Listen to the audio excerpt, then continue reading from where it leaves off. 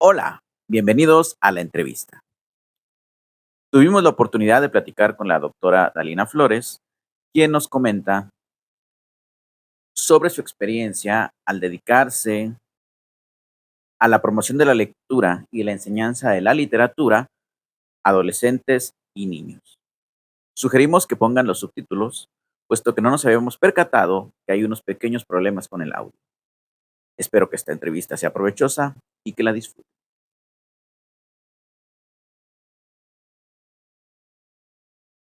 Hace muchísimos años, cuando yo estaba estudiando la carrera en Ciudad de México, estaba un programa del Instituto Nacional de Bellas Artes de formación de promotores de lectura. Entonces nos llamaron a los estudiantes y fuimos. Y me capacité y me pareció muy interesante. Sobre todo me sorprendió las lecturas que estaban proponiendo para trabajar con jóvenes y niños. Y un tiempo estuve ahí en Casa de la Cultura de Cuautla, Morelos, trabajando con niños con una amiga, Norma Bundes. Y de pronto, no sé, era muy lindo, pero al mismo tiempo los niños como que no habían conectado conmigo. Yo sentía que toda la teoría de la gran capacidad, recepción, inteligencia que tienen, pues sí la ves un ratito, pero se termina ahí, ¿no? Sin embargo, cuando tuve a mi hija en el 99, la vida me cambió muchísimo porque me permitió tener, no sé, a lo mejor se oye medio feo, pero mi conejito de indias de 24 horas, ¿no? Entonces, a mí me ha enseñado muchísimo a leer mi hija. Ahorita ya tiene 25, pero desde que es muy chiquita he encontrado una forma distinta de leer, de acercarme a los libros y bueno, también otras investigaciones sobre la literatura y cómo interviene en el desarrollo de los niños. Mi investigación de maestría pues está en torno a eso. Entonces sí, tengo muchos años dedicándome a esto, pero sobre todo por mi hija.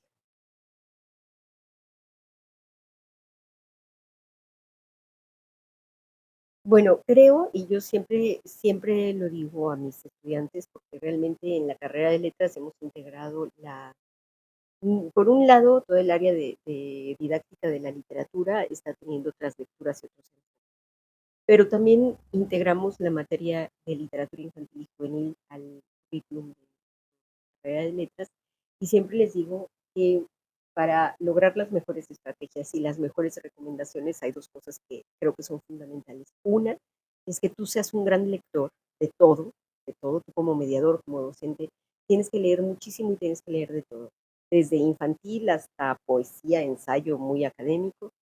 Eso uno, ¿no? Para que tú tengas un bagaje amplio y sepas conectar rápido. Y la otra es que te interesen las personas con las que estás trabajando, o sea, que quieras a tus alumnos. Yo lo digo de una manera muy romántica, que es hay que amar a los alumnos, y eso no quiere decir ni que van a ser tus amigos ni nada, pero que te importe todo lo que están viviendo, sus procesos y su realidad. Porque no es lo mismo dar clases aquí que en una comunidad maya en Yucatán, aunque sean de la misma edad, ¿no? Pues, niños. Entonces, esas circunstancias pues nos obligan a estar cerca de ellas. Y creo que entre más conozcamos esos procesos es más fácil dar una buena orientación o detonar intereses lectores en los alumnos.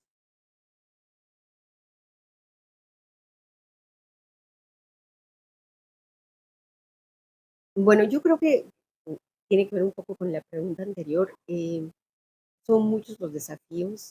Realmente sé que ahorita el contexto del siglo XXI, que casi siempre digo, ay, ahorita que empieza el siglo XXI, pues no, ya estamos entrando al primer cuarto del siglo XXI, o sea, terminándolo.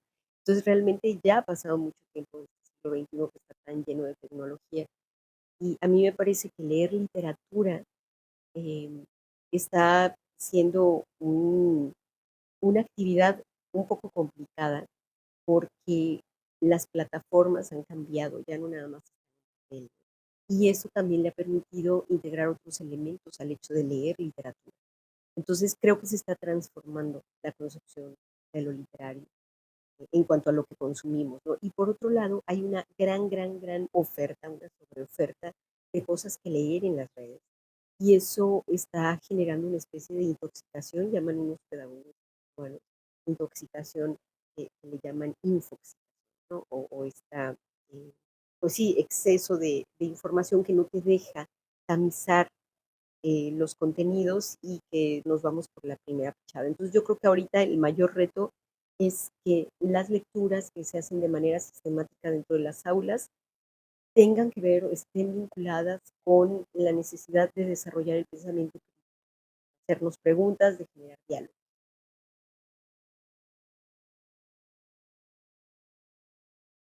Esta creo que es una muy, muy buena pregunta y además muy relevante, porque la literatura infantil y juvenil se ha asociado siempre con la maternidad más que con el área académica, ¿no? O sea, leemos para niños, para bebés, para jovencitos desde el ámbito familiar y entonces los mediadores que se han profesionalizado en México y en toda Latinoamérica desde hace mucho, se van con la idea de que leer es una actividad gozosa, que está cruzada por muchos elementos afectivos, y eso está muy bien, y me encanta que haya muchos voluntarios y que haya muchísimas buenas intenciones. Sin embargo, como todo producto cultural, los libros también son bienes que de cierta manera, si no se cuidan sus contenidos, y pueden ser muy enajenantes, colonizantes, y pueden estar promoviendo discursos eh, que pueden ser peligrosos para la construcción de la comunidad, ¿no? Desde el racismo, homofobia, lo que sea. Entonces, creo que no nada más se trata de tener una buena voluntad. Y por otro lado, también hemos visto que hay libros que son muy, muy aguerridos, que proponen cambios radicales respecto a las realidades que sabemos, pero aunque nosotros estemos de acuerdo con esas ideologías, el hecho de que te lo imponga un libro como un dogma, como una verdad incuestionable, también va en contra del proceso que significa leer literariamente, ¿no? Leer literatura.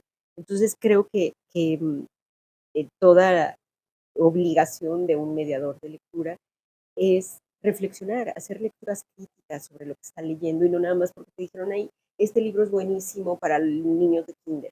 Que vayas tú y tengas la experiencia y a partir de tus criterios selecciones un libro que va a estimular preguntas en los lectores, que va a hacer que al hacerse estas preguntas los chicos se vinculen con otros niños, entiendan otras maneras de ver el mundo. Eh, y creo que eso es fundamental, ¿no? Sin embargo, también estoy de acuerdo en que las épocas están cambiando muchísimo y que la gente de mi edad muchas veces se resiste a esos cambios, ¿no? Como en el asunto del lenguaje. Hay un libro de Jaime Alfonso Sandoval que a mí me encanta y que por ahí tenemos aquí, que se llama El genio pirata. Y a mí me encanta porque justamente es una historia muy divertida, pero que reflexiona sobre el uso de las palabras, ¿no? Y como pirata puede significar muchas cosas. Y creo que hay literatura que sí es pedagógica hasta cierto punto, pero de una manera muy divertida. Entonces yo creo que los textos que se promueven dentro y fuera de la escuela, aunque fuera de la escuela ya cada quien elige, tendrían que ser esencialmente lúdicos y con una propuesta estética.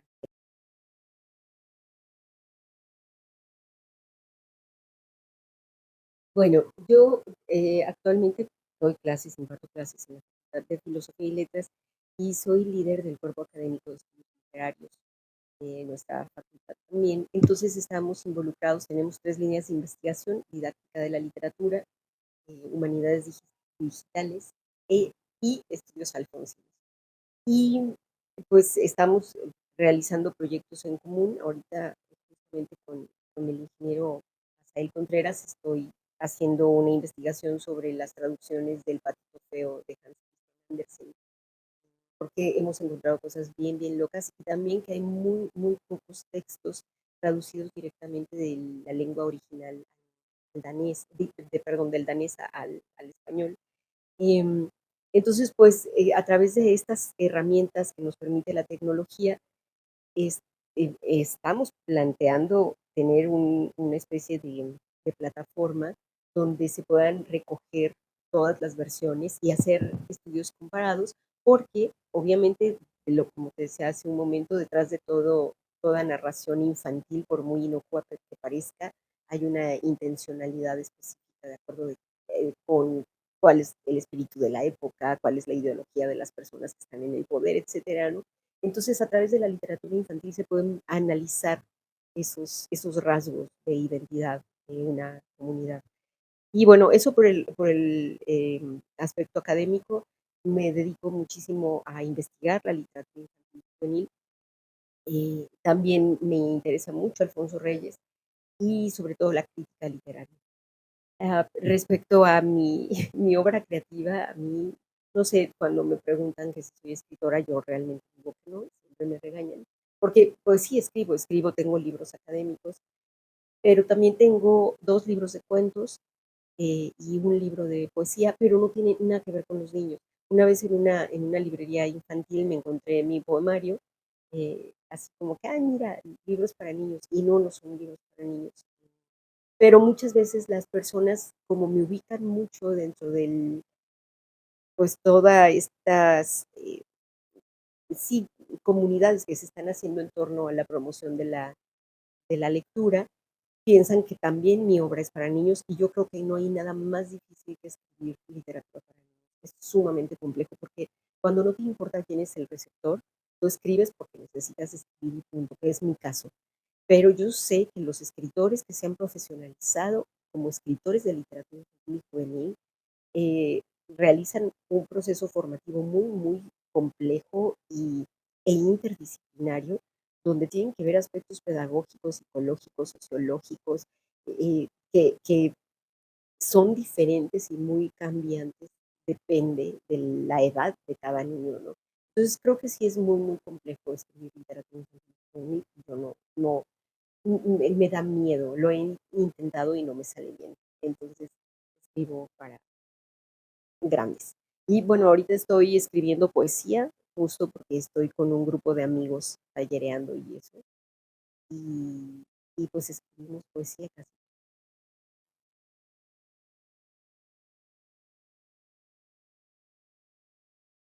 Híjole, esta es una pregunta muy difícil porque realmente por más que pienso y pienso, no logro llegar a un acuerdo conmigo misma. Un día estoy de acuerdo con una cosa, otro día con otra, y finalmente casi todos los días estoy llena de preguntas. ¿Hacia dónde vamos? No sé. A mí me parece que la tecnología es como cualquier herramienta que ha tenido el ser humano. Tenemos herramientas muy valiosas a lo largo de toda la humanidad, ¿no? Desde el inicio de la civilización, la rueda, ¿no? Que nos ha dado esta evolución en el transporte, hasta tornillos que a lo mejor se pueden poner en una bomba atómica, ¿no? O sea, a lo que quiero llegar es que la tecnología creo que es muy noble con los seres humanos hasta que los mismos seres humanos las convertimos en otra cosa. ¿Y cómo es la lectura actualmente? Me parece que en estos estándares, investigaciones que hacen de cuántos libros lees al año, podemos leer 20,000 libros al año por persona, los que sean. Pero por eso yo insisto mucho en que yo no promuevo la lectura, yo promuevo la literatura o la lectura literaria, porque me interesa que los seres humanos nos hagamos preguntas y busquemos vínculos para formar comunidades más abiertas y respetuosas.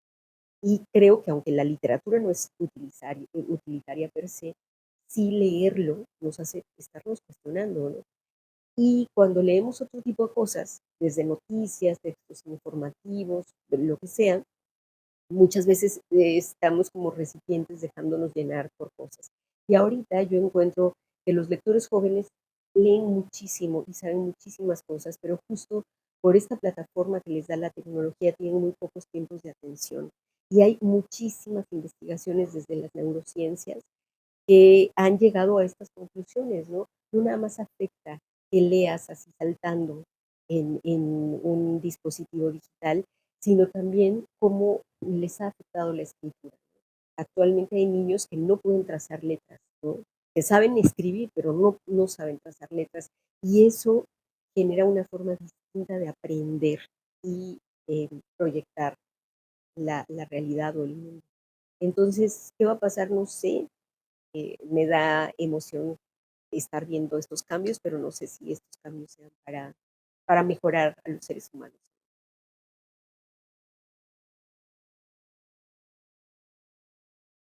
Yo creo que cualquier actividad artística es necesaria y fundamental para el desarrollo integral de los seres humanos. Sin embargo, también estoy consciente de que nuestra realidad socioeconómica es muy, muy dura para la mayoría de los habitantes comunes y corrientes del planeta, ¿no? Ni siquiera de nuestro país. Entonces, suena muy bonito y muy, eh, no sé, estimulante pensar en vamos a hacer proyectos para que lean desde bebés, ¿no? Hay muchas bebetecas lindísimas, todos estos estímulos de estimulación temprana, que nos hacen vincularnos emocionalmente con los bebés, pues han tenido mucho auge desde los años 80, 90 en México y hay una lista de beneficios que vamos a tener leyendo desde bebés. Sin embargo, creo que también es importante que esta lectura no nada más sea este vínculo emocional, que es maravilloso. Creo que lo mejor que puede tener un niño es que asocie la voz de su madre, de su padre, de sus abuelos, de las personas que lo quieren, cuando le leen en voz alta, con una historia, con la poesía. Creo que el arte literario nos permite crear eso, ¿no? Que la voz se convierta en este refugio y que te da calidez, que te da seguridad, tu zona de seguridad. Sin embargo, creo que es muy difícil lograrlo y que a veces este proceso no nada más tiene que darse en la casa desde muy chico, ¿no? Desde la escuela. Y para eso se necesita una transformación en la manera en que se llevan a cabo las clases, ¿no? Porque paradójicamente hay un libro de Carlos Lomas que dice, paradójicamente las clases de lengua empiezan así, silencio, voy a dar clase de lengua, ¿no? Entonces él dice, hay que hablar y hay que cambiar la forma en que leemos literatura y entre más jóvenes seamos, obviamente más rápido vamos a empezar a conectar todas las habilidades intelectuales que se detonan con la lectura literaria, no con cualquier lectura. Nosotros estamos leyendo todo, como decía Freire, leemos el mundo, leemos que por qué un mueble está pintado de morado, el espacio, cómo está distribuido.